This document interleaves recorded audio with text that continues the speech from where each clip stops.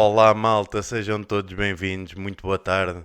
Pedro, estou sim no ar, estou sim senhora, estou aqui já com o Sampaio Araújo hoje comigo. Mais um incrível Basketcast número 27 com o Sampaio Araújo. Muitos de vocês já o conhecem. Para quem não conhece o nosso convidado, eu vou pôr aqui a minha cábula. Ora, convidado. Sampaio Araújo é então natural de Lisboa, formado em Filologia Germânica. Se eu estiver errado, Sampaio, diga-me alguma coisa. Pela Está certo. Faculdade de Letras, trabalhou no Ministério da Educação, na Marinha Portuguesa, foi diretor técnico. Bacana. Foi Tudo bem. diretor técnico nacional de minibasquete na Federação Portuguesa de Basquetebol e um dos grandes impulsionadores de muitos jovens atletas e treinadores. Não se vê nada, não se vê nada, tens que reduzir a resolução da live, Pedro.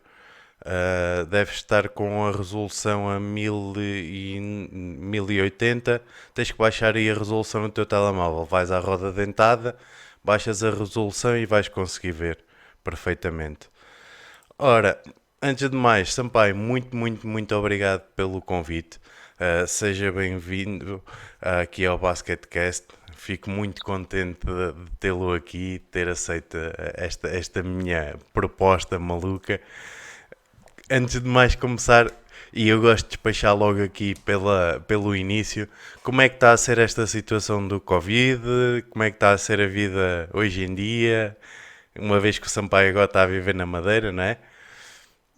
Pronto, então é assim, há a perspectiva do que é este fenómeno globalmente e há aqui a perspectiva do que é este fenómeno e desta pandemia aqui na Madeira. Aqui na Madeira, felizmente, as coisas estão muito controladas. Temos, na última semana não surgiu mais caso nenhum. Temos 86 casos pronto, que apanharam Covid, dos quais mais de metade já recuperou. Chegou a estar alguém nos cuidados intensivos, neste momento não está ninguém nos cuidados intensivos, de maneira que aqui as medidas também se calhar foram tomadas mais cedo e com algum rigor, de maneira que as coisas aqui estão bastante controladas. Vamos também passar ao estado de calamidade só, mas pronto. A nível global, eu acho que estamos a viver um momento de história. Pronto, isto é para as pessoas terem a percepção, quer dizer, não há ninguém que não tenha passado por isto. Eu acho que há, assim, vários momentos da minha vida que eu senti que estava a passar pela história. Um deles foi, evidentemente, face à minha idade, do 25 de Abril e todos os acontecimentos. O segundo momento mais marcante, em que mais provocou alterações no meu dia-a-dia, talvez tenha sido realmente aqui esta pandemia, e muitos se hão de lembrar, anos mais tarde, estes momentos que nós vivemos, dramáticos, por um lado, mas em que também nos faz, ajuda-nos a repensar o que é isto da vida. E de maneira que, e como é que nós devemos estar em tudo isto.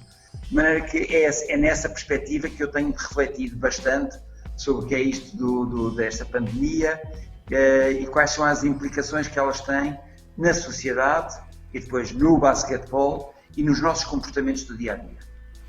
Como é que o Sampaio vê agora a abertura, esta passagem para o estado de calamidade e a possibilidade de começarmos a ver uma reabertura dos pavilhões, ainda muito para a frente, mas é sempre uma situação muito sensível, não é? Sim, o grande mal no meio disto tudo, pronto, e não estou a dizer novidade nenhuma, nada que não tenha sido já dito, nada que não tenha já muitas pessoas dito, mas que é um facto, e pronto, enquanto factos não há argumentos, que é o grande mal no meio disto tudo é a incerteza. O grau de incerteza que há em tudo isto é o que dificulta mais o tomar decisões corretas ou incorretas, mas é o que dificulta mais porque há um grau de incerteza enorme. Quanto aqui, mas creio que no continente também, as atividades esportivas em pavilhão ainda não vão ser abertas, só são abertas as atividades esportivas de caráter individual e ao ar livre.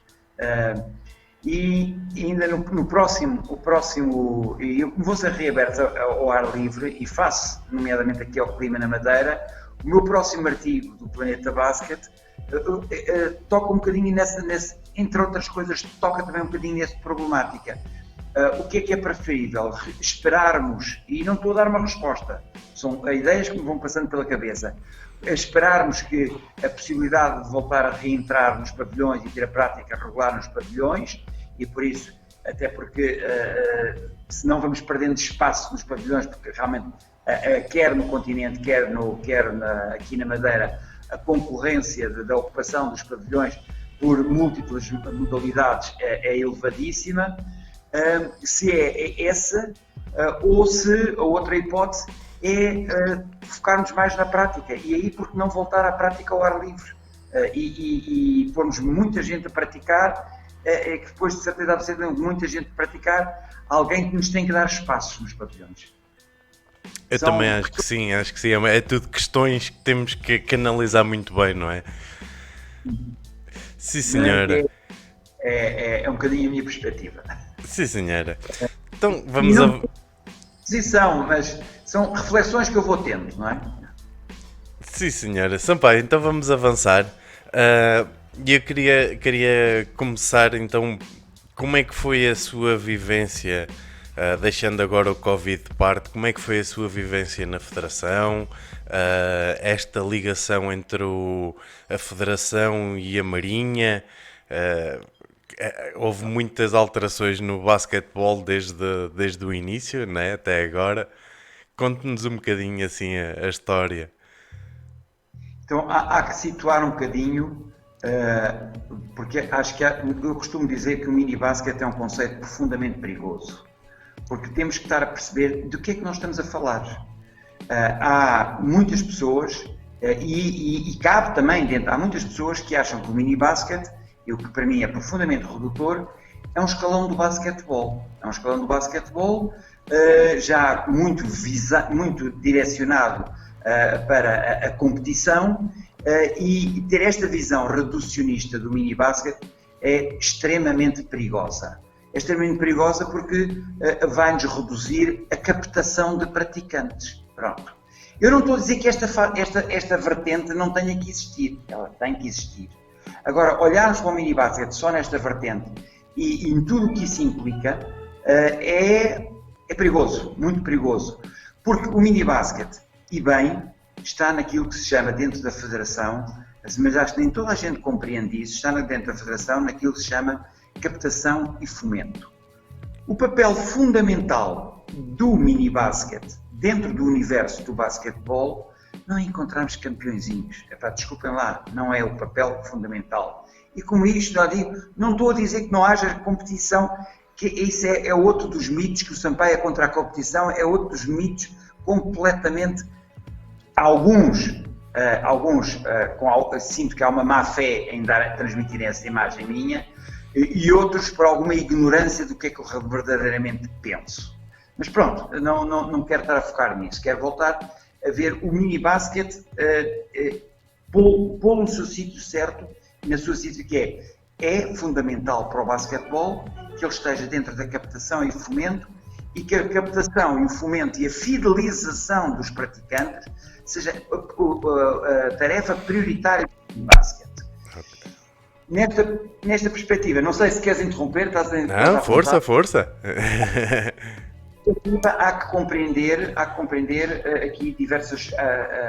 o meu papel, do ponto de vista histórico, há que compreender como é que isto tudo surge.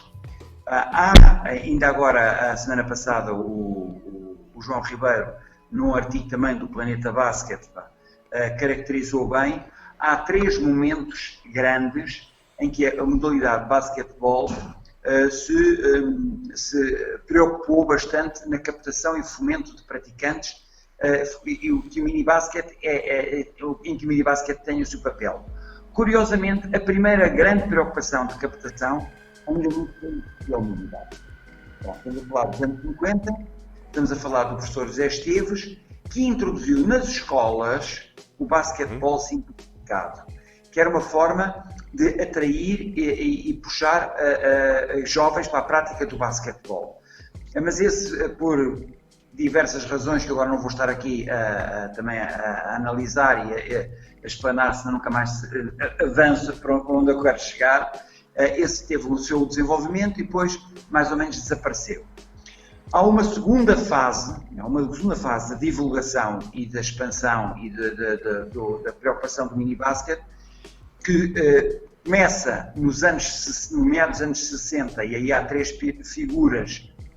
Começa de uma forma muito incipiente, com o professor Mário Lemos em Lisboa, o professor Eduardo Nunes no Porto e o Carmilo Pereira em Moçambique, em meados dos anos 60, que vai introduzindo e vai dando alguma dimensão ao minibasket, mas o momento verdadeiramente de expansão do minibasket, muito introduzido e por estas três pessoas em vários pontos do país, surge no pós-25 de Abril. No pós-25 de Abril, quem agarra o minibasket é a Direção-Geral dos Desportos. A Direção-Geral dos Desportos e que promove nos seus planos de desenvolvimento das modalidades, promove muito do minibasket. Os monitores são inscritos como monitores de minibasket na Direção-Geral dos Desportos, os praticantes têm cartão da Direção-Geral dos Desportos, por isso não há propriamente uma ligação. A Federação vai dando algum do seu apoio, porque é o basquetebol, mas aquilo está verdadeiramente na mão da Direção-Geral dos Desportos. Há uma pessoa na vossa região que acompanhou de perto este movimento e que esteve ligado a este movimento da Direção-Geral dos Desportos. Vocês já sabem quem é que eu estou a falar, o Senna. O Senna esteve muito ligado, o meu amigo Senna, António Senna, esteve muito ligado, daqui um abraço para ele, esteve muito ligado também a esta fase de expansão do minibasket. Aliás, chegou a haver um acampamento com centenas mesmo de crianças em Castelo Branco, tudo com verbas, evidentemente, da Direção-Geral dos Desportos. A determinada altura houve uma alteração na política de desenvolvimento deste país do basquetebol e a Direção-Geral dos Desportos foi esvaziando todos os seus, ou seja, foi esvaziando as suas funções e as suas atribuições, deixou de ter esta atribuição de desenvolver as modalidades, não só o basquetebol, como outras, e passou a dar mais dinheiro às federações. Pronto. E ao ver esta transformação de passar a dar mais dinheiro às federações, em abono da verdade, as federações apostaram esse dinheiro muito pouco no minibasket. E o minibasket, a partir de meados dos anos 80, começa a entrar cada vez a definhar e cada vez a ser mais residual e estar nas mãos de poucos clubes. A atividade é reduzidíssima. Quando eu chego à Federação em 2000, pronto, e não vou contar a história como é que eu chego à Federação em 2000, porque isto são histórias umas atrás das outras. Quando eu chego à Federação no ano 2000, o minibasket estava perfeitamente moribundo. Estava moribundo. E eu costumo dizer, eu se não tive mais mérito nenhum, tive o mérito de pôr as pessoas a pensarem no minibasket. Acho que apesar de tudo tive alguns outros méritos, conforme há bem pouco tempo o João Ribeiro assim reconheceu. Então, o que é que se passa? Em 2000, a Federação convida-me, através do falecido General Hugo dos Santos, convida-me para ser o diretor técnico do minibasket. E nessa altura até estavam previstas haver algumas verbas para o minibasket. Mas as verbas que estavam previstas, evidentemente, que não foram todas canalizadas para o minibasket. Pronto, as coisas são o que são, todas dão a importância que dão, mas eu sempre tive a perspectiva que o mais importante era criar uma dinâmica em que as pessoas se envolvessem. E sem investimento não há desenvolvimento. Ponto. Como é que sem investimento não há desenvolvimento? E como eu não tinha grandes meios financeiros para desenvolver o minibasket, então escolhi uma outra estratégia. Escolhi a estratégia de investir nas pessoas, de mobilizar as pessoas, de incentivar as pessoas a acompanharem-me, nomeadamente em jamboris, como foi o teu caso, que me acompanhaste em vários jamboris, E por isso eu estava disponível para ir a qualquer canto do país. Estava disponível para fazer, ou seja, eu fui a sítios do mais recôndito possível. Hoje não falta a mínima ideia que lá existia, ou passou a existir. Alguns desses sítios também desapareceu, noutros lá foi ganhando algumas raízes e ficou. Por exemplo, um caso perfeito de sucesso. Eu sei que não Passos Ferreira, não é? Exatamente, um caso perfeito de sucesso de Passos Ferreira. Sei que no outro dia também tive aqui o nosso amigo Armindo e também aqui Calção, também um abraço para ele. E foi muito na base do investimento nas pessoas que eu consegui realmente alguma dinamização do minibasket. Mas sempre na perspectiva, não eliminando, não pondo de parte, que também tem, em algumas bolsas mais pequenas, mais reduzidas, tem que ser um bocadinho mais formal, porque os miúdos já o exigem, assim o exigem, mas de uma maneira geral não é esse o centro da atenção. O centro da atenção tem que ser a captação e o fomento e haver cada vez mais praticantes. Pronto, fruto disso, poderia aqui alongar um bocadinho, mas não quero alongar um bocadinho. Quais foram os resultados de tudo isso ao fim dos 16 anos em que eu estive na Federação? Mas fundamentalmente, para além de ter havido um aumento de praticantes, indubitavelmente, não quero entrar muito porque em números, mas porque os números em 2000, vamos abrir o jogo, eram fictícios. Os números da Federação em 2000 eram fictícios. Eu sei e toda a gente ligada ao basquete sabe como é que as coisas eram feitas e como é que elas... Eu nem sequer vou dizer qual é que era a associação que mais praticantes tinha, porque as coisas assim não é possível. Pronto, ok. Mas isso tinha a ver com uma série de outros... Ou seja, a Federação interessava-lhe isso, porque ao apresentar mais praticantes, também as associações interessavam-lhe isso, porque também recebiam mais apoios. A Federação interessava-lhe isso, porque, por outro lado, também recebia mais apoios do Estado. Felizmente, isso tudo agora já está tudo mais transparente e já não é assim. Por isso, eu estar a comparar os números, números fictícios com os números reais de agora é um bocadinho... quer dizer, pronto, mas de qualquer das maneiras, em termos globais havia 5.000 em 2000 e quando eu saí em 16 eram cerca de 10.000 praticantes de minibasket, só que os outros 5.000 não eram reais. E eu posso, se alguma vez estiverem interessados a falar nisso, eu digo-vos claramente como é que isso foi. Mas pronto, não queria entrar muito por aí. Mas o grande ganho que houve no minibasket, a prática, ou seja, um praticante numa modalidade só melhora, só cresce, só se desenvolve através de duas componentes. Através de ter mais praticantes e esses praticantes terem prática. Porque se eu prefiro ter efetivamente 1.000 praticantes que pratiquem 2 vezes por semana do que ter 10.000 praticantes que pratiquem uma vez por ano. Aqui não há dúvida nenhuma. É sempre a conjugação da prática versus o número de praticantes é que faz dar o desenvolvimento e o crescimento na modalidade. De todas as maneiras, se não houver prática, se houver praticantes e não houver prática, pouco ou nada serve. Se houver praticantes, poucos que pratiquem muito, pouco ou nada serve também, porque há uma coisa que não há dúvida nenhuma. A probabilidade de surgir bons praticantes num universo reduzido é muito menor. Pronto. E de maneira que, por isso, aquilo que eu senti também, e sei, de fonte segura, é que a prática, o número de eventos que foram surgindo, o número de clubes a querem fazer, hoje em dia, no fim do ano, os clubes já se atropelavam uns aos outros para fazer torneios de minibasket. E quando eu cheguei à Federação, ninguém fazia rigorosamente, era muito residual. E hoje em dia, a prática, basicamente, começava, a lógica da prática do minibasket era começar por volta a seguir ao Carnaval, para a altura da Páscoa. Porquê? Porque era na altura em que os clubes já tinham resolvido os seus campeonatos os seus campeonatos de formação e começavam a pensar, temos que fazer qualquer coisa de minibasket para começar a preparar as futuras equipas de iniciados.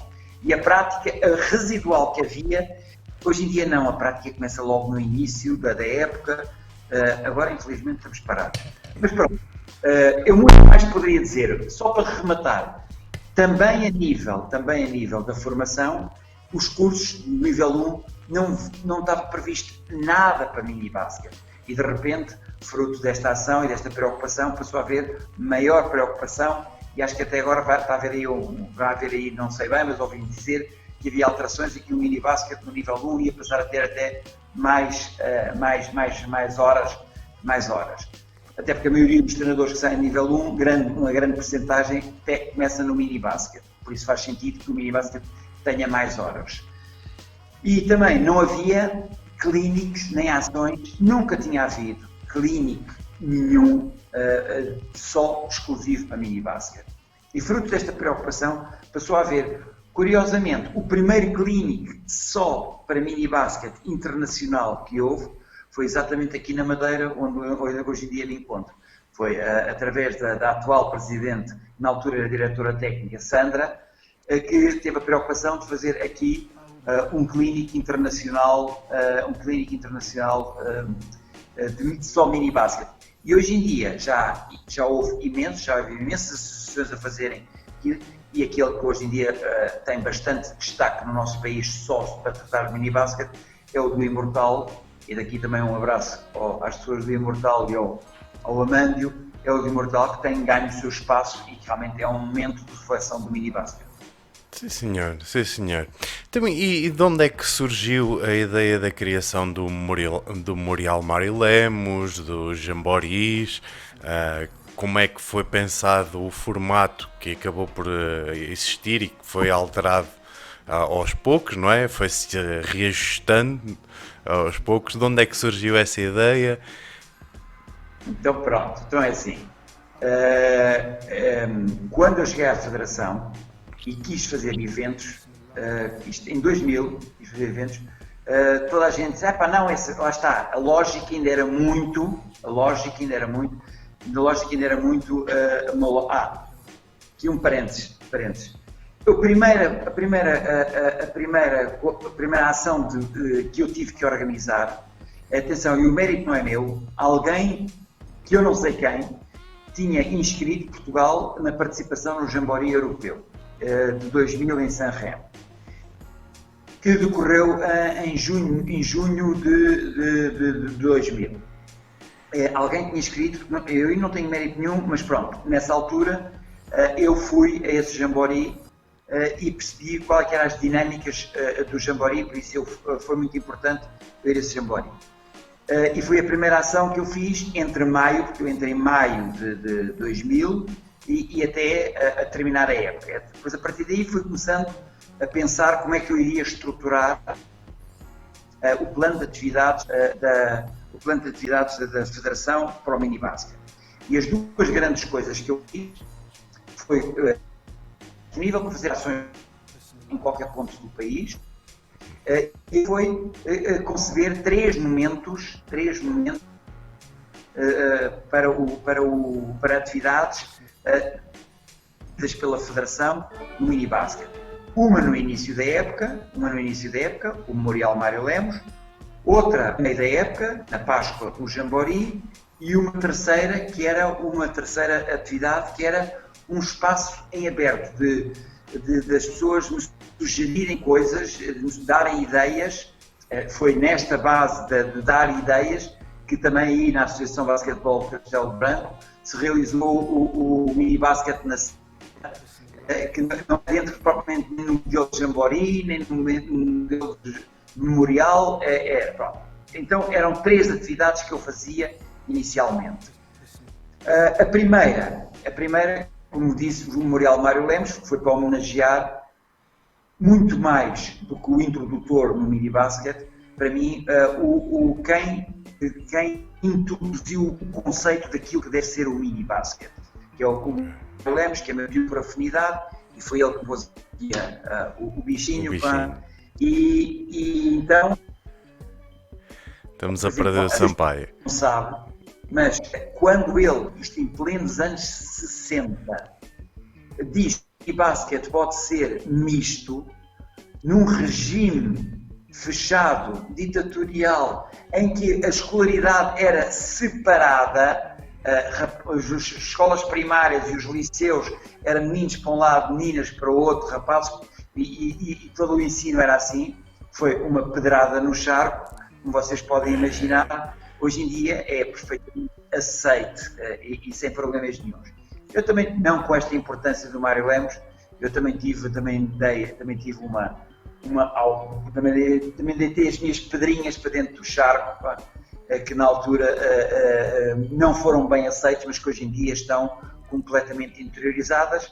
Foi, por exemplo, dizer que, dependente do nível dos jogadores, dependente da idade dos jogadores, dependente das circunstâncias do campo, dependente, mas o jogo não era obrigatoriamente 5 para 5. Quando eu introduzi isto em 2000, quase que me iam batendo, houve gente quase que me queria bater.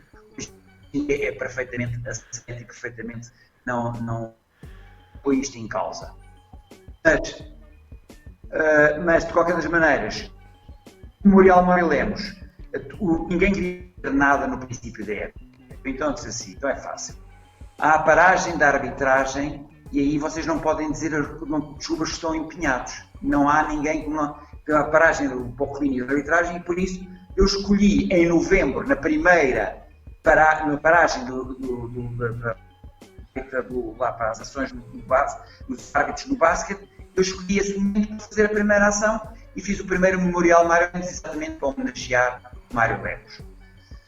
Depois o segundo foi o Jambori, que foi aquilo que eu aprendi a Itália, e daí eu ter muito importante eu ter ido à Itália. E o terceiro foi então um espaço aberto, que no primeiro ano foi uma ação que foi, quem se candidatou foi o Clube Desportivo José Régio e que foi organizado lá no Conselho do Clube Desportivo José Régio e eu com algum apoio da Câmara e foi assim que começou esta dinâmica. Depois se foi expandindo, pronto, e nós fomos fazendo cada vez mais ações, nomeadamente depois também começámos a fazer ações ligadas aos momentos altos do basquetebol, nas finais a 8 e nos momentos também nos jogos, nos All-Stars. Houve depois um horror de ações que agora tornava-se fastidioso eu agora estar aqui a enumerá-las todas. Com estas três ações. O Memorial Mário Lemos, essa foi a prova que a competição que mais se evoluiu e mais se foi transformando, mas podemos falar nesse, porque eu estou-me a esquecer agora da outra grande competição que entrou, que foi a festa do mini-basket. Já lá vamos. A concepção da festa do... Ok, então depois a festa do mini-basket mais... Porque eu quero guardar um bocadinho agora para a frente a questão sobre as festas, a festa do basquetebol e a festa do mini-basket em Passos mais para a frente. Por isso estávamos... Já sabes que eu começo a falar destas coisas e isto vem de dentro, pá, claro. Isto vem, tu estás sempre à vontade para me cortar o pio, para Sampaio. Chega dessa conversa, mudamos isto. sem problemas e sem melindres nenhums, pá, ok? Pronto, estávamos a falar então Mário Lemos e os Jamboris, né? Os Jamboris depois é um formato diferente, uma semana completa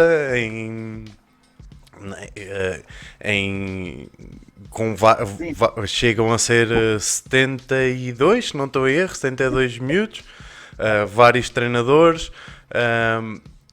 Que experiências guarda dos Jamboris? Qual é aquela sensação que fica ao longo do tempo? Eu posso dizer que, para além das amizades que fiz, foi o orgulho de poder ver atletas chegar bastante mais longe do que estávamos habituados, não é? Principalmente no caso das miúdas, em que nesta altura estamos a lançar bastantes para os Estados Unidos. Para o Sampaio, qual é aquele sentimento que fica? O que é que guarda mais? Pronto, então é assim, como eu considero que a função principal do mini-basket é a captação e fomento, eu acho, e pronto, eu também não foi uma coisa que eu fui percebendo aos poucos. Eu acho que o Jamboree, nesta perspectiva da captação e fomento, não tanto pelos jovens que nós conseguíamos mobilizar, que ao fim e ao cabo eram 72, depois a determinada altura que começaram por ano, mas começaram a ser mais, que cheguei a fazer 3 jamborees por ano, por isso.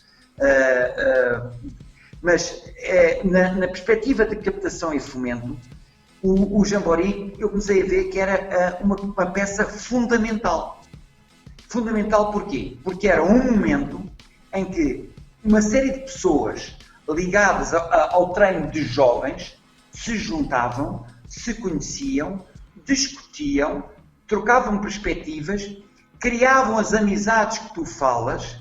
E muitos dos torneios que surgiram, muito da atividade que surgiu exatamente porque depois as pessoas, uma vinha de Aveiro, uma Inês Pérez, depois vinha o Sérgio Rosmaninho, depois vinha o Fernando Brás, e depois eles começavam a falar uns com os outros. E nesta fase inicial, muitos dos torneios que havia fora do âmbito de uma associação, era através destas amizades. Eu quero lá fazer um torneio, quero ir com a tua equipa ao meu torneio, e criou uma dinâmica muito grande de atividade que foi decisiva para aquilo que é a captação e fomento. Em termos dos jovens praticantes, como tu dizes, é evidente que eu tenho também um orgulho enorme de... olha, por exemplo, quando foi... Vou referir 2, e eu podia referir muito mais, mas vou-me referir 2 porque... quando eles apresentaram 2, porque chegaram muito longe, ambos, e fizeram dois depoimentos que me marcaram. Os outros também, dos manos, do David, do Diogo e do Duarte Correia, do David Amorim, desses 3 irmãos, das manas para Bernardeco, de todos esses depoimentos que me fizeram, que eu guardo, são, como costumo dizer, são as minhas medalhas principais. As amizades e esses depoimentos, Então há 2 que me marcam muito. Então, o do Miguel Maria Cardoso, e do Miguel Maria Cardoso e de Beatriz Jordão. E porquê é que eu falo do Miguel Maria Cardoso e de Beatriz Jordão? Porque eles passaram pelos jamborees e, como muitos pais também me disseram, o momento decisivo para o meu filho ficar agarrado ao basquete foi a passagem pelo jamboree. Isto já me disseram muitos pais. Pronto. Mas então, quer um, quer outro, o Miguel Maria Cardoso disse uma coisa: ele fez que sonharmos jogar ao mais alto nível. Ou seja, apesar do jamboree ser uma coisa que não é uma competição, não pronto, não é aí, o foco não está aí, a competição é um meio e não a finalidade última daquele evento, é um meio para desenvolver as suas competências, mas não é a finalidade última daquele evento. Ele diz que eu fui querer jogar ao mais alto nível. A Beatriz Jordão, então tem uma expressão que também me encheu de orgulho, que ela diz: ele faz-nos rir para a bola. Esta expressão dele, faz-nos rir para a bola, ou seja, lá está, é criar o gosto pela modalidade.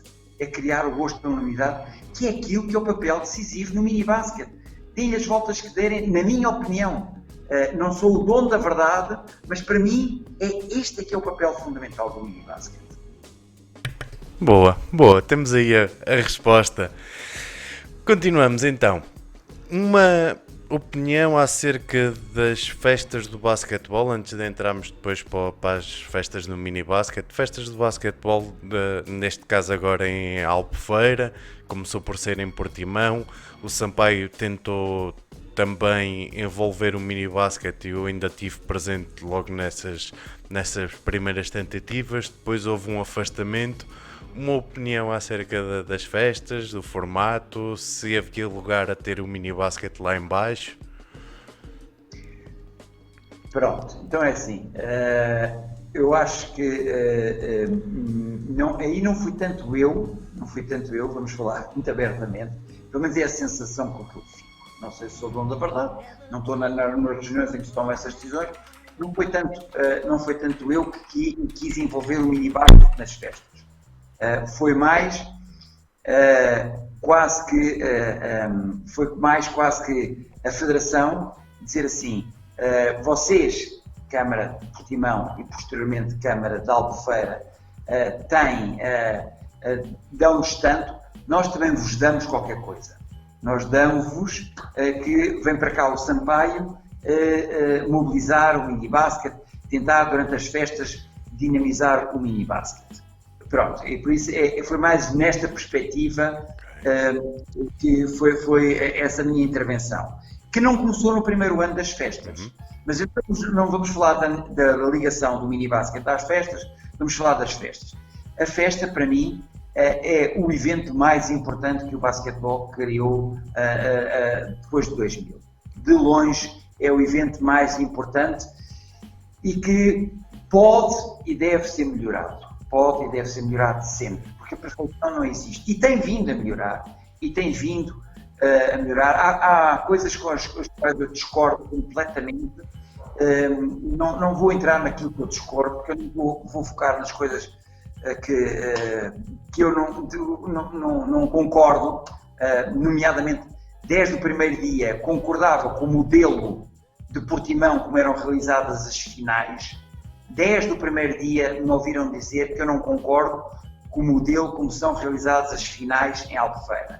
Em Portimão achava aquilo fantástico, fabuloso, mas pronto, eu sei que em Albufeira não tem as mesmas condições para fazer, mas fabuloso, isso foi uma das coisas que perdemos isso, porque aí é que era uma verdadeira festa, eram as 4 finais em simultâneo, o pavilhão completamente cheio, e aí sim era mais do que outro. Mas Albufeira não tem essa possibilidade das festas ser assim, e tem milhares outros méritos. Não vou aqui minorizar Albufeira, aliás que é mais uma cidade de basquete, em que se respira basquete, do que propriamente Portimão. Isto sem minimizar os meus amigos de Portimão. Há mais tradição de basquete no Algarve, em Albufeira, do que há em Portimão. E as coisas são o que são. Mas, de qualquer das maneiras, a festa, para mim, é, de longe, o melhor evento que o basquetebol fez nos últimos 20 anos. De longe. Um dos riscos das festas, e que por isso que nos deve levar a pensar, é que eu comecei a verificar que, para muitos jovens, o chegar à festa era o fim da carreira deles. Ok. E principalmente nos meios mais pequenos, nos jogadores que não sonham logo à partida vir a jogar ao mais alto nível, chegar ali, depois entrava a entrada na faculdade,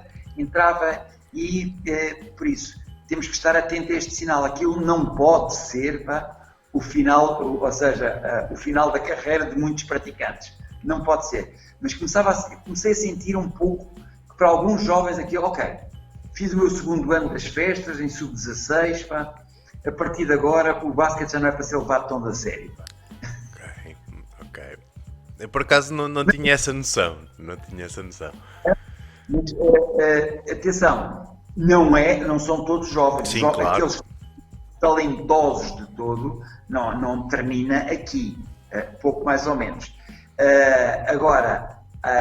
E atenção, isto também é, como digo, isto é uma sensação que eu tenho. É nestas coisas, nunca podemos basear decisões, é outra das coisas que eu acho que a Federação poderia melhorar e muito, nunca podemos basear as coisas em sensações, ou seja, havia que fazer 1, 2, 3 anos o estudo do abandono no pós-16 dos jovens que foram a Portimão. Quantos é que continuaram, quantos é que abandonaram?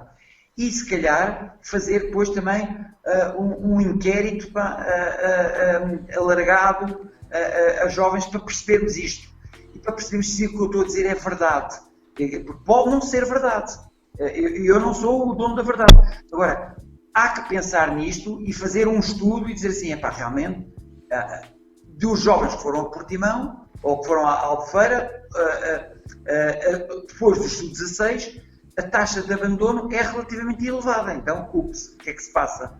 Pronto. Mas para isso tem que se fazer, nunca é com base em sensações, nunca é aquela coisa, eu tenho a impressão que... Não, isso não pode ser assim. Não pode ser assim. Tem que se fazer um estudo. Eu tenho esta sensação. Teria que ser um estudo, não sei quantos, e depois Sampaio, estás completamente errado. É completamente residual o abandono. Após. Após. Pronto, e aí meto a viola no saco e diz, a minha sensação não está certa. E o que poderia ser feito para mudar essa sensação, digamos, né? Neste caso é mesmo uma sensação, seria interessante criar um interseleções ou juntar às festas um sub-18? Não, primeiro fazer o levantamento. Até porque assim, um dos grandes riscos que nós agora percorremos, é a diminuição de praticantes. Pronto, com tudo isto. Pais que não querem pôr os seus filhos, que têm receio de pôr os seus filhos. Vai haver uma fase de muito receio e há o risco enorme de perda de praticantes. Uma vez mais, aí eu acho que, havendo esse risco, é um erro estratégico enorme não se apostar no minibasket. É um erro estratégico enorme. Sempre eu disse que era um erro estratégico enorme não se apostar no minibasket. Porque há sempre aqueles chavões com todos nós concordamos, mas depois que passar isso à prática mesmo, uma coisa é o discurso, outra coisa é a prática, que é, sem formação não vamos a lado nenhum, temos que aumentar a massa crítica e aumentar o número de praticantes, temos que não sei o que, não sei o que mais, mas depois ações concretas para isso. O que é que se faz para isso? E isto tinha que estar muito bem definido o que é que se iria fazer neste agora pós-Covid. Ok. Por isso, mais do que está... Deixamos de ouvir outra vez o Sampaio. Não sei o que é que se passou e deixei de ouvir outra vez. Vou fazer nova chamada. Bom, maltinha, isto de vez em quando está a acontecer. O Sampaio está na Madeira e a net do Sampaio não é grande coisa. Espero que estejam a gostar. Vamos lá ver se eu consigo retomar então aqui a chamada. Estás a ouvir agora? Já estou a ouvir. Não sei porque, olha, eu não toquei nada. Isso não tem responsabilidade. De vez em quando falha. Isto pode ser da internet. Ora, a internet aqui às vezes tem falhas. Pois, é capaz. Pode ser isso. Mas acha que seria interessante juntar um escalão de sub-18 nas festas ou isso poderia ser um erro? Eu sobre isso tenho ainda agora recentemente escrevi um artigo que isso tem a ver com, para mim, mudar os escalões. O basquete tem que pensar em mudar os escalões e era o momento oportuno para se mudar os escalões. Pronto. E não é para mim uma prioridade, sem saber mesmo se isto é verdade, não é para mim uma prioridade para fazer. Mas mudar os escalões e refazer também, ou seja, a competição. Isso é relativamente fácil, é um dos meus últimos artigos do Planeta Basket, não sei se tem 3, tem 4 semanas, mas pronto, que é o seguinte. Eu, para mim, e isto depois podes fazer aqui a ponte para Passos Ferreira. É isso. Eu, para mim, hoje em dia, Passos Ferreira já não deve ser para miúdos para a idade de sub-12, para os mini-12. Já não deve. Porque assim, vou exagerar, vou dar um exemplo completamente... pronto, mas só para explicar bem. Aquilo é uma competição ótima, ok, é excelente, toda a gente diz que é uma maravilha, mas não dá para pôr-nos lá séniores a jogar. Ridículo. Pronto. Estou a exagerar para dar o exemplo. Aquilo é, pela dimensão dos campos, por isso é que aquilo são 4x4 e não é 5x5, porque se os campos fossem grandes, poderia perfeitamente ser 5x5. Agora, a dimensão dos campos não permite que seja 5x5, mas mesmo assim, os miúdos que lá chegam hoje em dia, felizmente, e felizmente isso é um sinal de evolução, são mais altos, vêm melhor preparados, já aparecem imensos miúdos a afundar, rapazes e raparigas a afundar durante os jogos nos cestos de mini-basket. Já há corpos que já aquela dimensão daquele campo é reduzida demais. E por isso, para mim, mas isto não pode ser visto só isoladamente. Para mim, era decisivo que os escalões de mini-basket terminassem aos 11 anos. Aos 11 anos. E a festa passasse de mini-basket para a Ferreira passasse a ser de 11 anos. Com uma outra, mas isto é bem mais profundo do que isso.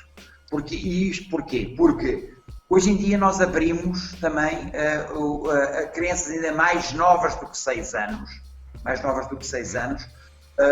a prática do mini-basket. O que eu acho, quer dizer, para mim não é uma necessidade das crianças, pronto. É muito mais uma necessidade da modalidade de tentar captar crianças e ter mais números do que propriamente pormos criancinhas com menos de 6 anos a jogar. Aliás, uma vez mais, porque é que eu acho, e aqui fala muitas horas, e aqui na Madeira, a trabalhar com crianças nas escolas, com crianças do primeiro ano de escolaridade, onde eu tinha, também trabalhei com outras do segundo ano, mas fundamentalmente no primeiro ano, com um projeto que eu tenho aqui na Madeira, a magia do primeiro sexto. O número de crianças que anda no primeiro ano de escolaridade, por isso são as sub-7, mini-7, que não chega ao sexto para lançar a 2,60 é enorme. O número de crianças, logo estamos a pôr as crianças a jogar um jogo quando eles nem sequer conseguem alcançar o objetivo. Não faz sentido nenhum. Enquanto no segundo ano de escolaridade, o crescimento das crianças já há uma inversão. São poucas as crianças que não conseguem chegar ao sexto. Já é uma minoria e já começa a fazer algum sentido, e daí então mini 7 e mini 9. Pronto. Porque o ideal seria um escalão por ano, mas não temos capacidade e organização e pronto, isso implicava, porque há países que têm isso, por ano é um escalão, é os mini 7, os mini 8, os mini 9, os mini 10, os mini 11, por ano tem um escalão, depois tem umas regras também, mas isso era uma estrutura muito pesada e por isso eu percebo que ser grupo de 2 em 2 anos. A outra grande razão tem a ver com a transição do mini-basket para o basquetebol. E aquilo que eu digo, e também sei, é que o grande número de miúdos, o salto pubertário, dá-se dos 13 para os 14 anos. O que acontece é que uma criança que acabou de fazer 12 anos em dezembro, por isso é sub-13, porque em janeiro faz 13 anos e por isso é sub-13, tem que jogar com uma criança de 14 anos que nasceu no ano anterior, mas em janeiro. Estes 2 anos aqui são bem maiores do que entre os 11 e os 13, porque o salto pubertário deu-se dos 13 para os 14. E daí a dificuldade destas crianças é muito maior. E por isso para mim faz muito mais sentido que seja mini 11, sub-13, sub-15, sub-17 e depois recriarmos o escalão de sub-20. Pronto. Recriarmos o escalão de sub-20. Para mim, isto é o que faria mais sentido. E a competição por clubes seria sub-13. Aliás, eu que sou tão criticado, sou tão criticado de não querer, injustamente, porque as pessoas nem sequer sabem o que é que eu penso, não sabem o que é que eu penso e pegam-se numa parte do meu discurso e agarram-se a ela, e é hoje o Sampaio só pensa no gigante e anão, e não sei o que, não sei o que. Bem, coisas perfeitamente ridículas, pá. Nem sequer vale a pena. Pá. Algumas por má fé, outras por ignorância. Pronto, mas coisas completamente ridículas, porque não sabem o que é que eu penso, e eu digo, estou sempre aberto, venham falar comigo e eu digo-vos o que é que eu penso. Mas muitas vezes evitam vir falar comigo, outras vezes não, e eu as que não, gosto imenso de falar com elas. As que evitam, olha, problema delas, não é meu. Mas de qualquer das maneiras, outra coisa que para mim é decisivo, é desfasarmos as competições. Mas então eu estava a dizer, o Sub-13, nós começámos então uma competição formal mais cedo. E por isso a preparar os miúdos para seleções mais cedo do que o Sub-14.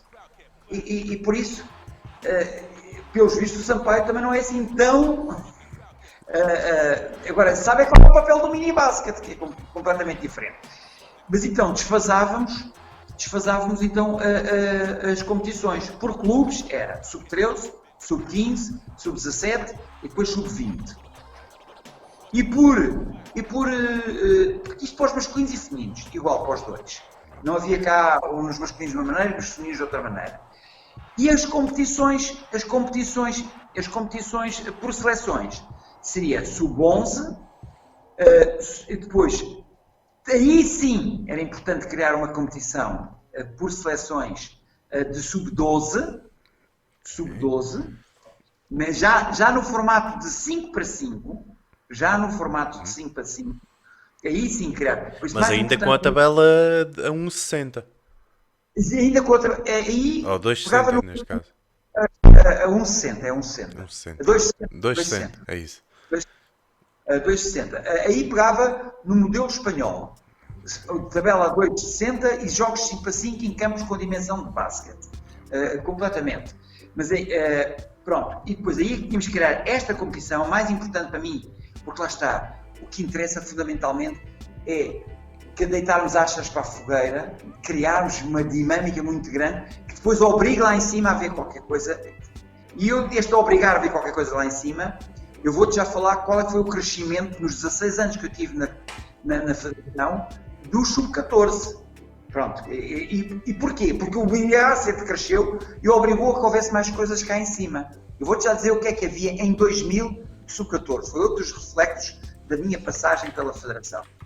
Mas então havia a competição de Sub-11 em Passos Ferreira, havia a competição de seleções Sub-12, depois havia para clubes Sub-13, depois em Albufeira Sub-14, e depois clubes Sub-15, e depois depois seleções Sub-16, ou seja, Albufeira ficava como estava, criava era mais um escalão, fazia o Sub-12, Sub-14 e Sub-16 em Albufeira. Porquê? E o que é que isto permite? Permite que os jovens tenham aqueles que são os mais aptos, porque embora eu queira captação e fomento fundamentalmente no mini-basket, também me tenho que preocupar com os jovens mais talentosos e dar estímulos aos jovens mais talentosos se queremos ter melhor basquetebol e mais possibilidade de competirmos internacionalmente. Então, o jovem tinha no seu percurso, todos os anos, um estímulo muito forte pelo qual lutar. Ou seja, aos 11 anos, ele queria ir a Passos Ferreira. Aos 12 anos, ele queria ir às seleções a Portimão. Aos 13 anos, ele no clube é o jogador de segundo ano, e aos 12 anos ele é jogador de primeiro ano. Se calhar dentro da equipa tem pouco espaço, mas tem o objetivo de ir a uma seleção.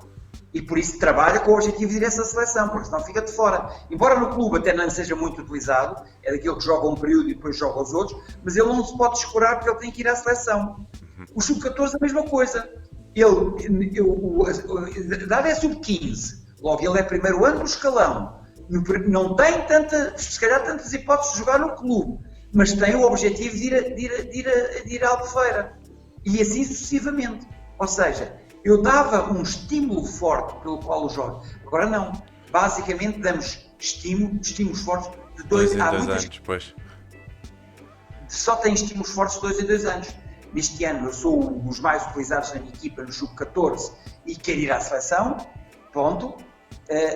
Mas no ano anterior tinha poucas hipóteses de ir à seleção e estava esquecido, era menos utilizado. E depois no ano a seguir, em que ele é Sub-15, volta a ser menos utilizado. E depois este ano eu tenho hipótese de jogar mais que no meu clube, ir mais longe nas minhas competições. E desta maneira eu dava-me estímulos todos os anos. Eu já lancei esta proposta, não é de agora, esta proposta, eu já lancei esta proposta e nem vou dizer quem é que esteve presente nessa reunião a concordar comigo e não vou dizer quem é que não concordou comigo, não quero entrar então, reuniões, já tive essa proposta com muita gente e importante no basquete a concordar comigo, mas houve quem não concordasse e a minha proposta não foi à frente. Hoje em dia, esta foi feita dentro do seio da Federação, hoje em dia, mas eu também a escrevi no Planeta Basket. Hoje em dia, acho que neste momento era o momento ideal para nós fazermos esta mudança toda. Até porque do ponto de vista tinha uma outra vantagem. Não é a pensar pontualmente, não estou a pensar pontualmente, mas também as equipas que este ano andaram a trabalhar para ser campeãs nacionais e para não sei o quê, para o ano mantinham a mesma estrutura. Porque eles para o ano eram sub-17 e não lhes retirávamos esta possibilidade, isto dentro do clube, ser novamente... ou seja, não se mexia muito na estrutura das equipas, e pronto. Mas não é isto que me preocupa. Mas também vejo que tem este benefício para estas equipas, para os jovens. Foi-lhes interrompido o seu trabalho, agora podem continuar o seu trabalho no sub-17, e além disso, anda tão apregoada, tão falada, mas tão pouco praticada, a aproximação ao desporto escolar, em que os escalões são sub-11, sub-13, sub-15, por aí fora. Quer dizer, fala comigo, temos que nos aproximar, mas depois, é o que eu costumo dizer, aí eu sou bem mais violento. É que nós conseguimos ter 2 sistemas desportivos, e o Estado gasta dinheiro em 2 sistemas desportivos, o federado e o escolar, e nenhum funciona bem. O federado, apesar de todos, funciona melhor que o escolar, mas pronto. Mas nenhum funciona bem e o Estado gasta dinheiro nos 2. Pronto, isso é uma coisa que nos deveria fazer pensar e muito. E se calhar nesta altura também, mas pronto. Eu por acaso já lá ia, porque eu tenho sempre aqui a pergunta do desporto escolar guardada de parte, porque acho que é interessante falarmos um bocadinho do desporto escolar que não funciona, sejamos claros, não funciona em Portugal. Mas antes de entrar por aí, eu ia lhe perguntar, acha que...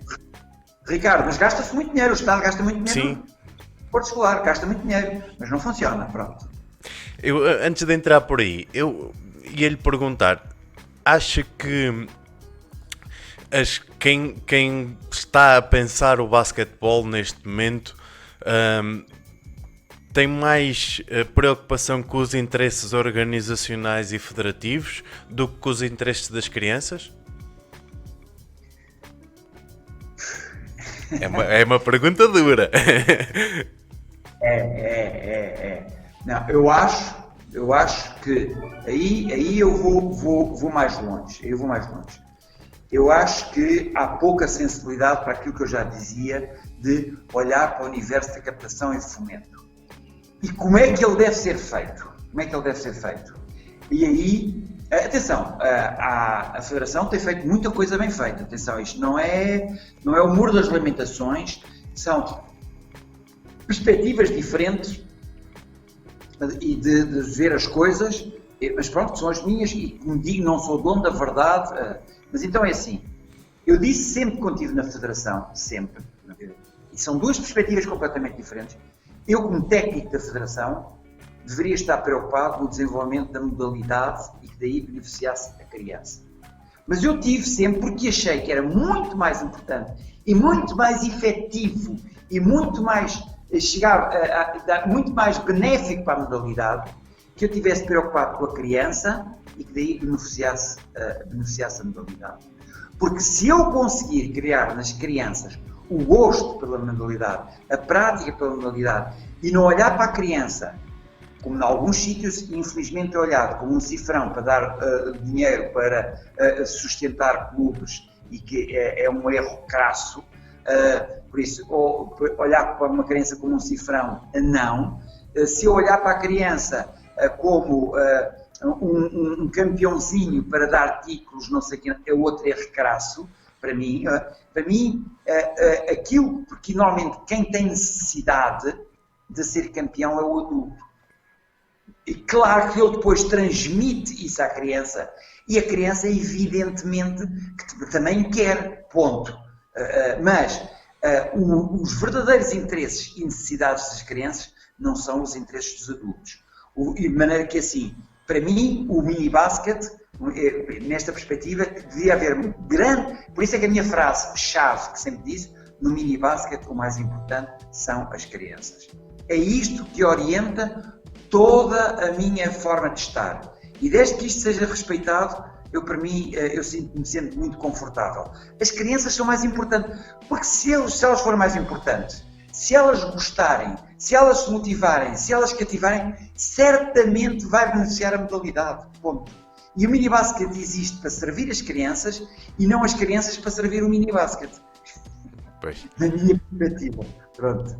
E acho que já respondi um bocadinho Exatamente. Exatamente. E então agora vou-lhe fazer então a parte do desporto escolar, que é, o Sampaio já disse, é gasto milhares de euros no desporto escolar, que é uma coisa que todos nós sabemos que não está a funcionar corretamente. O que é que poderia ser feito para mudar o desporto escolar? Era importante haver mais ligação com as equipas e as federações com o desporto escolar. O que é que poderia mudar por aí? Olha, aí vou-te dizer o seguinte, não tenho a solução, mas aquilo que eu sei, não tenho a solução, mas aquilo que eu sei é que faz-me lembrar agora a situação também voltando ao Covid, faz-me lembrar. Neste momento, o que tinha que haver era verdadeiramente uma cooperação, ponto. Verdadeira e não uma falsa cooperação e tu estás a entrar na minha área ou tu estás a meter... Não, em que o interesse fundamental voltassem a ser os jovens. A preocupação com os jovens, e aqui neste momento, por exemplo, vou dar um exemplo muito simples. Com esta guerra que começa a surgir entre a China e os Estados Unidos, começam a focar um foco de alguma tensão.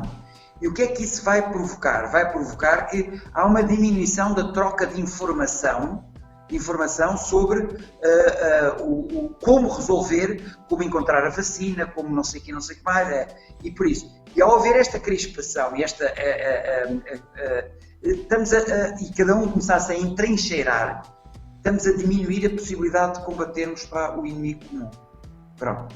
E aqui também, ao entrincheirarem-se, quer o desporto escolar, quer o basquete, quer o desporto federado, ao entrincheirarem-se e estando sempre a apontar armas uns aos outros, certamente que não vai haver cooperação nenhuma. Há um pseudo-cooperação. Volta e meia falas de cooperação, mas que nós, no fundo, há sempre aquela sensação, estás a entrar na minha área, estás a entrar não sei o que, não sei o que mais, e esqueçam. Agora, há uma coisa que eu tenho a certeza absoluta.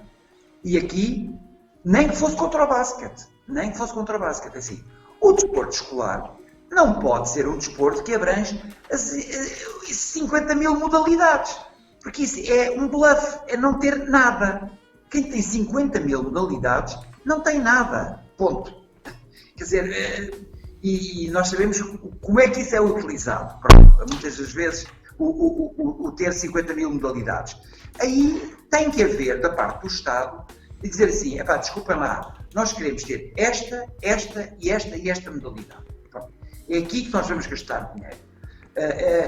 Nem que o basquete ficasse de fora. O basquete fica de fora, o português é baixinho, não tem hipótese de competir internacionalmente. Que é outra coisa, muitas vezes fazem-se comparações absurdas, que é a comparação em termos absolutos entre os resultados do hóquei somos campeões europeus e os resultados do basquete não chegam. É uma comparação absurda, completamente absurda. É evidente que eu não queria que o basquete ficasse de fora, porque o basquete para mim tem qualidades pedagógicas que não tem nenhuma outra modalidade, e também já escrevi 5 artigos sobre isso, que até foram publicados no site da FIBA Mundial, esses 5 artigos, sobre as grandes qualidades pedagógicas do basquete. Eu acho que o basquete nunca poderia ficar de fora. Mas eu aceitava mais que se dissesse assim, é aqui por isto, e é neste que vamos apostar, do que esta coisa que não é nada, esta coisa que não é rigorosamente nada. E como eu estava a dizer, chegar ao topo no basquetebol é muito mais difícil do que chegar ao topo no hóquei em patins, que é um desporto, como eu costumo dizer, de um país, 3 ou 4 regiões e de uma cidade. Em Espanha não é um desporto nacional. Só é desporto. Na Argentina não é um desporto nacional. Na Itália não é um desporto nacional. Algumas regiões têm aquela modalidade. Se fores para a Sicília e perguntares o que é o hóquei em patins, eles perguntam o que é isso.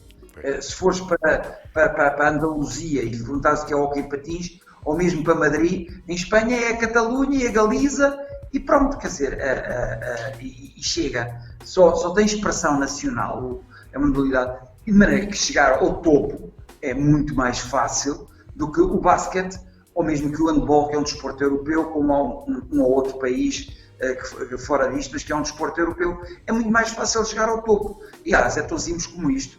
Veja-se, e é outro indicador que isto que é muito mais fácil de chegar, é tão simples como isto, qual é que é o orçamento do campeão europeu de basquete por clubes de basquetebol e qual é que é o campeão europeu de voleibol, do hóquei em patins, não sei o quê, não sei o que mais. Comparem só esses orçamentos e vejam onde é que é mais difícil chegar ao topo. Por isso, quando vêm com essas comparações, para mim, assim, é absurdo, são completamente absurdas. Mas pronto, aqui já mudei outra vez de assunto. E está tudo bem, não há problema. Eu gosto de ouvir falar, Sampaio. Eu já sabe que eu passo horas a ouvi-lo e a última vez que fizemos assim uma viagem foi horas à conversa, por isso. Sampaio, novos projetos e como é que está, antes de entrarmos nos novos projetos, como é que está a ser essa vivência de ir para a Madeira, uma coisa completamente diferente, não é? Uma ilha, não é? Começamos logo por aí, uma ilha. Como é que está a ser essa vivência, o basquetebol por aí e depois novos projetos? Olha, é assim, eu sou uma pessoa de sonhos, sou da geração dos sonhos, sou da geração do You may say I'm a dreamer, but I'm not do Imagine, sou da geração do I Have a Dream do Martin Luther King, sou da geração os sonhos de agora não são os mesmos sonhos, vão-se modificando, mas eu acho que uma pessoa deixa de viver quando deixa de ter sonhos, e o problema nunca é que eles sejam ou não sejam alcançados, o problema é não os ter, pronto, para mim isso é claramente. E eu há muitos anos cheguei a ter um convite nos anos 80 para ir para São Miguel nos Açores. Há muitos anos que eu tinha o sonho, cheguei a ter um convite da Associação Basquetebol de São Miguel para ir para os Açores, mas depois não se proporcionou. Há muitos anos que eu tinha o sonho de viver fora de Lisboa e de preferência numa ilha. Pronto. Eu também disse aqui muito abertamente aqui aos meus amigos madeirenses, e estou a gostar imenso de estar cá, que a minha primeira opção, Deixamos de ouvir, Sampaio. Deixamos de ouvir outra vez. Vamos lá fazer novamente a chamada. Isto de vez em quando a net falha. Vamos lá tentar novamente. Maltinha, estão a gostar? O Sampaio é incrível. Para, estás-me a ouvir? Já estou novamente a ouvir. Ok. A internet cansa-se com o meu discurso. Esse Melga nunca mais se cala, vou calar do frio. Pá. Cala. Íamos então aí na Madeira. Pronto, Madeira. Eu tinha este sonho, pá, E pronto, felizmente realizou-se, a Sandra convidou-me, eu aceitei o sonho de vir para aqui e estou a gostar imenso de estar aqui. Agora, nestas coisas não há bela sem senão. Pronto, não há bela sem senão. Primeiro de tudo, estou a adorar estar aqui, mas não há bela sem senão. Há coisas, quando eu cá cheguei, de que não gostei e que aos poucos tenho tentado modificar, alterar, pronto. Nunca nos chegar cá, isto está tudo errado, eu é que sei, não sei o que. Não. É tentando chegar às pessoas e tentando as pessoas levá-las às pessoas naquilo em que eu acredito. Porque eu não sou o dono da verdade e porque também não posso chegar aqui e mudar tudo de um momento para o outro. Pronto, mas fora isso, eu não queria entrar aqui muito nas coisas que me desagradam, até porque as pessoas que estão cá sabem quais são as coisas que me desagradam, mas pronto, começo logo por dizer, há um excesso de campeonito, pronto, claramente um excesso de campeonito, e quem me conhece, não sou contra a competição, só que a competição nos escalões mais novos não é uma forma de encontrar os campeões, a competição nos escalões mais novos é um meio para desenvolvermos as competências das crianças. São duas coisas completamente diferentes. Uma coisa é a competição de visar encontrar campeão, pronto, e outra coisa é a competição ajudar ao desenvolvimento das competências da criança e dos jovens. São duas coisas completamente distintas, duas formas completamente diferentes de encarar a competição. E é que eu acredito é que a competição nos escalões mais novos é um meio, não é a finalidade. Pronto, as pessoas sabem isso aqui, mas depois há aqui outras variantes e há aqui outros impedimentos burocrático-administrativos e pronto, que não tem sido sempre fácil, mas apesar de tudo tenho muita gente que concorda comigo. Ainda bem. Então, e novos projetos? Ora, novos projetos. Aquilo que eu mais gosto de fazer, pronto, aquilo que o basquete me deu mais foi amigos. E aí, felizmente, a riqueza destes 20 anos, desde que eu abracei, pronto, a um nível mais alargado e não só no clube, o mini basquete, deu-me o número de amizades que eu pensei que já não era possível nesta idade. Normalmente a idade de ouro para fazer as amizades é ali na infância e adolescência. Bom, a partir dali as coisas tornam-se mais difíceis. As pessoas vão criando as suas carapaças, vão criando as suas defesas, vão criando e torna-se mais difícil.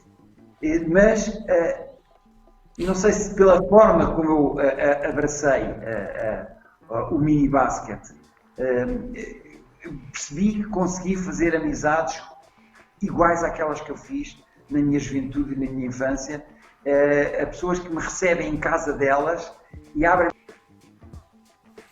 Sampaio, ficamos outra vez sem ouvir. Isto de vez em quando.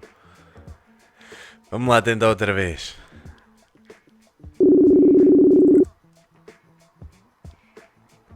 Pronto. Tá? Tá. Está difícil isso. Então eu vou abreviar porque a internet está-me a querer despachar. Não. Esteja à vontade. Estava a falar das amizades, das pessoas que o recebem em casa. Abrem-me as portas, recebem-me em casa, convidam-me para dormir lá. Eu podia contar histórias de pessoas que me recebem em casa como se eu as conhecesse desde a minha infância, de norte a sul do país, mas mesmo de norte a sul do país, do Minho ao Algarve, passando pelas ilhas, que é assim, como é que isto é possível? Mas pronto, é possível. E a outra grande coisa é, eu tenho um prazer enorme em ensinar. Eu tenho muito gosto em ensinar.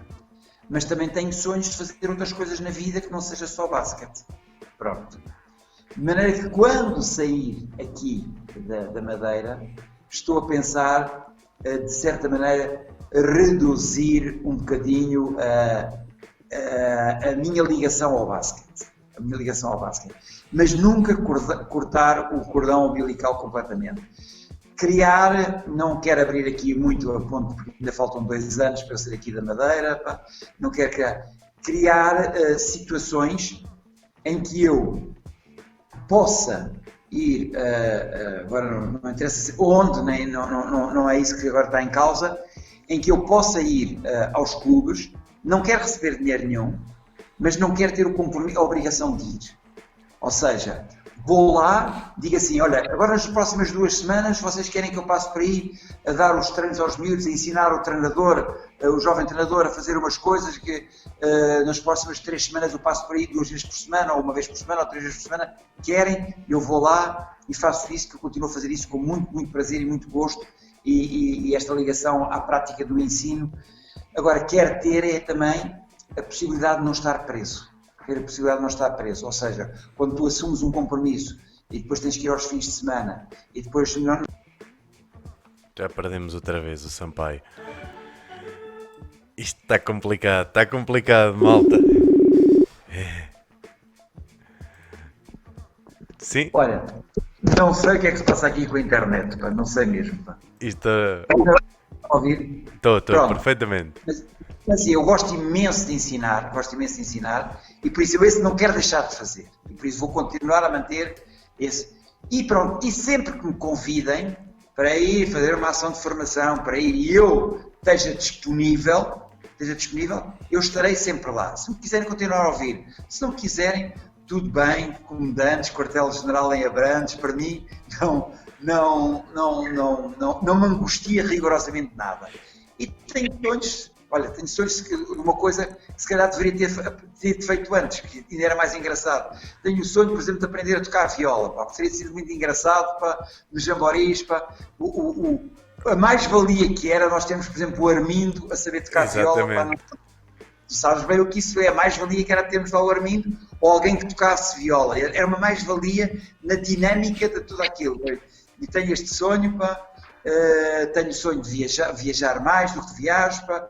E depois é assim, eu nessa altura estou com 70 e vamos falar claro, a ampulheta já tem muita mais areia em baixo do que em cima, quer dizer, e eu na areia em cima, e antes que ela depois já seja uns grãos tão pesados que ela nem sequer tem dificuldade em mexer-se, gostava de viajar um bocado mais, gostava de usufruir um bocadinho, mas nunca cortando totalmente ou seja, continuando a estar disponível para convidarem a ir fazer alguns de formação, continuando a estar disponível para durante o ano ir várias vezes ao mesmo clube ou 2 clubes, ou seja o que for, e passar por lá e dar treinos e ensinar jovens, portanto disponível. Esses são os meus próximos sonhos.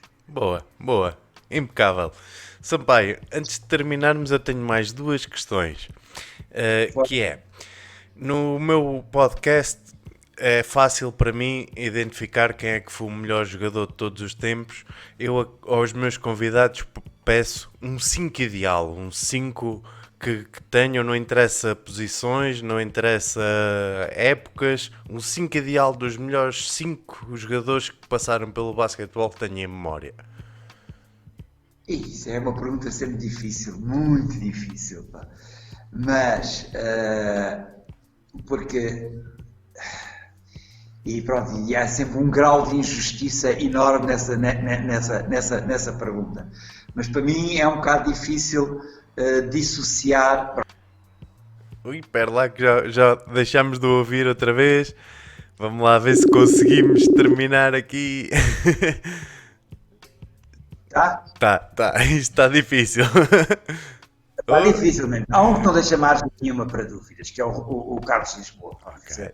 Deixarmos o Carlos Lisboa fora, é impensável. Pronto. Esse não deixa margem. A partir daí, não é fácil. Porque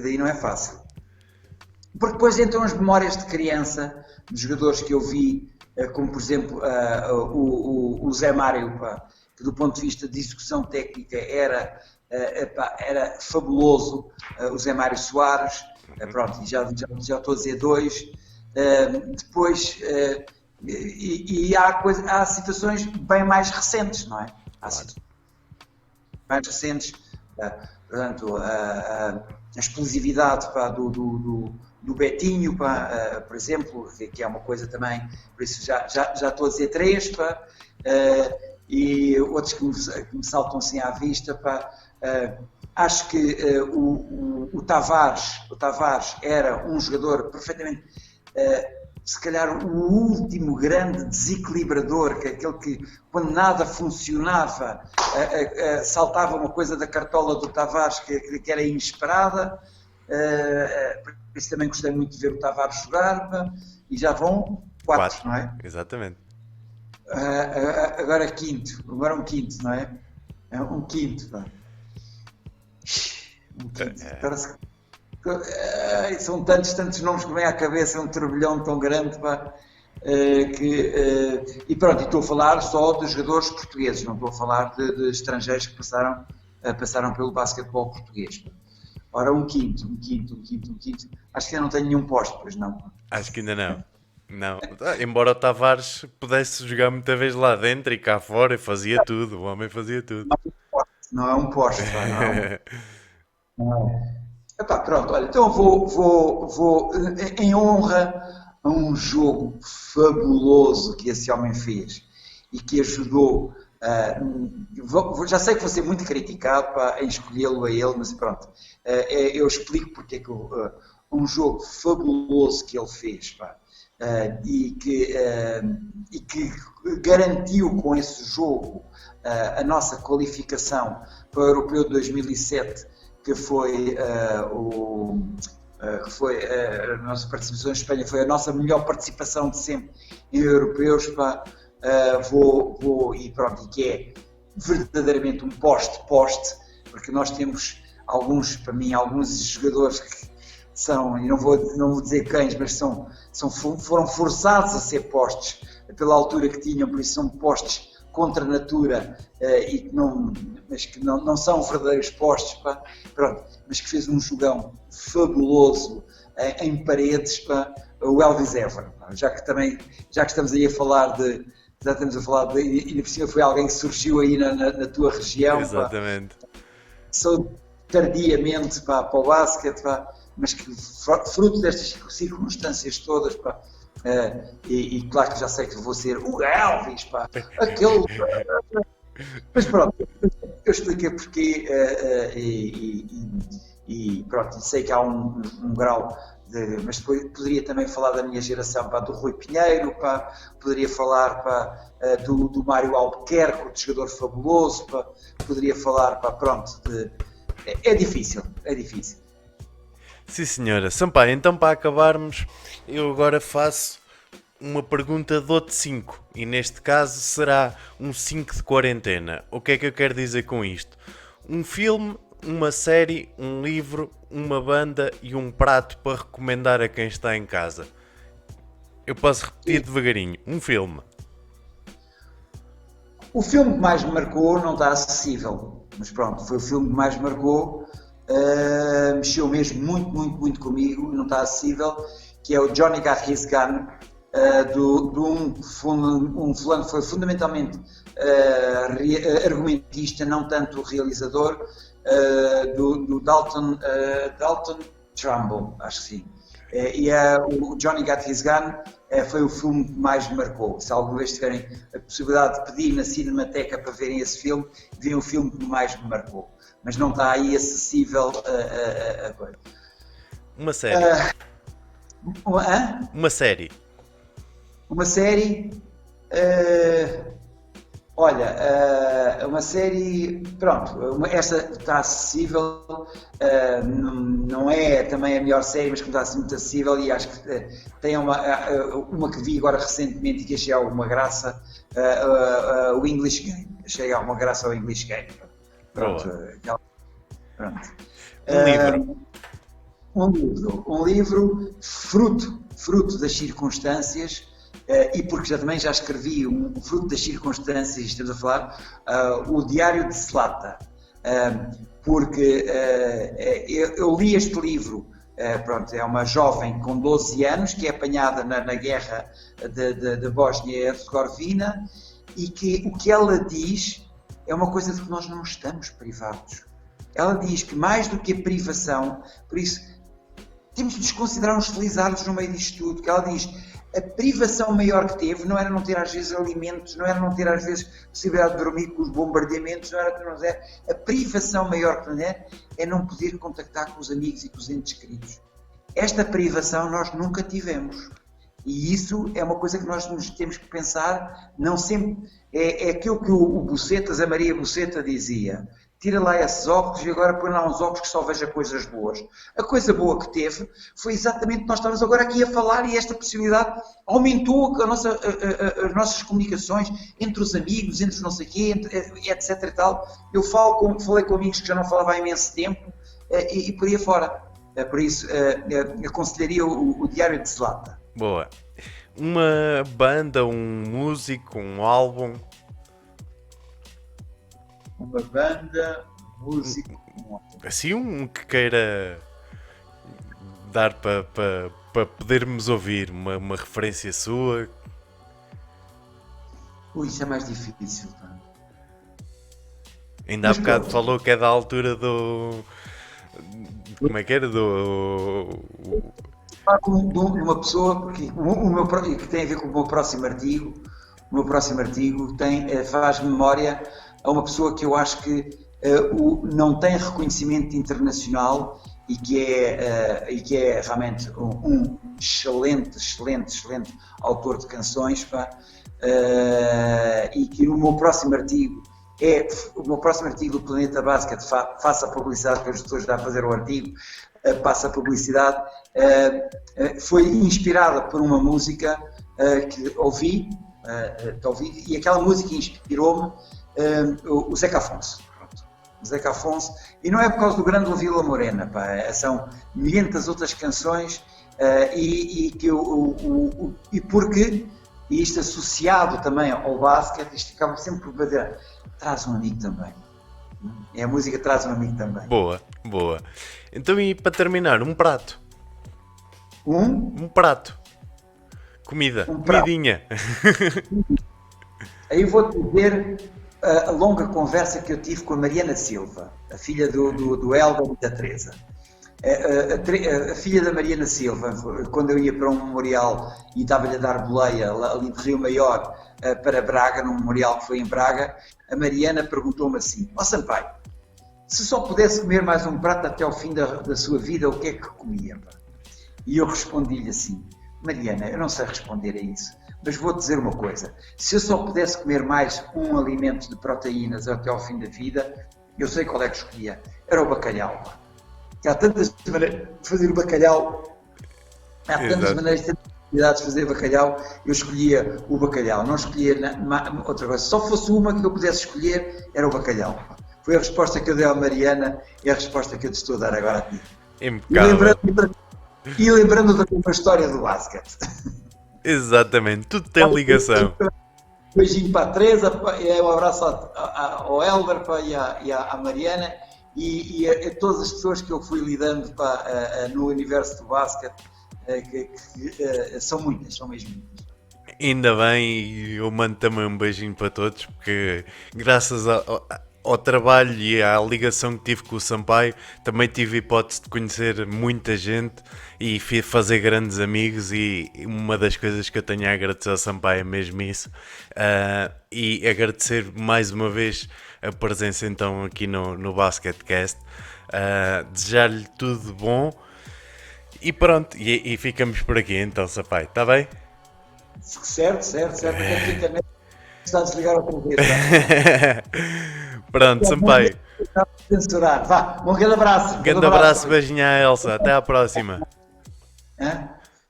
Beijinho à Elsa, Sampaio. Um abraço. Tá. Maltinha, muito obrigado pela vossa presença. Não se vão embora.